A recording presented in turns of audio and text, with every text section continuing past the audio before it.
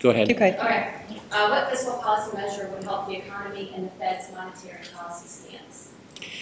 So I first have to say that the Federal Reserve is nonpartisan, so we have to be very careful not to take one side or the other in terms of one fiscal issue or another. Before I try to jump into that for one moment, let me just make sure that say how important it is that your kids understand the difference between fiscal and monetary policy. And I think that often that distinction is not often so clear. Fiscal policy, of course, has to do with the federal government's spending and tax plans. And of course, the Federal Reserve has nothing to do with that. What we do is manage the money supply, which helps affect short-term interest rates and therefore inflation, and also affects growth. But there are two very different sets of policies, and I think sometimes people don't really distinguish those two. And again, the policymakers are very different because fiscal policy is made by the Congress and the administration. We try to advise them when we can, but of course they're responsible, whereas the Federal Reserve independently makes monetary policy.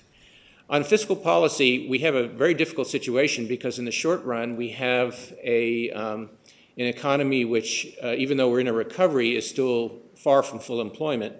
And so in that sense, there's a lot of desire, incentive to provide additional support to the economy, and at least not to cut spending or raise taxes in a way that would be bad for recovery.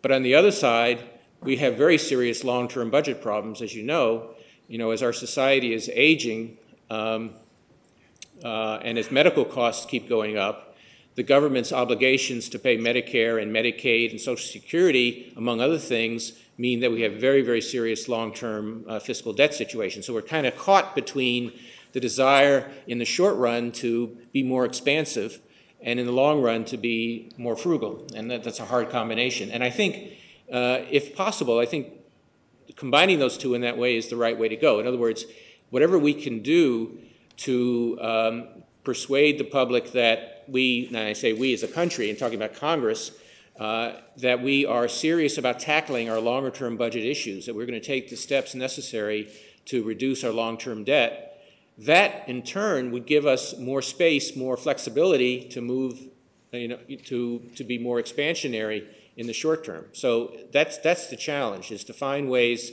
to credibly commit to reducing our long-term debt, and in doing so would give us additional flexibility if we decided to use it to help support the recovery today.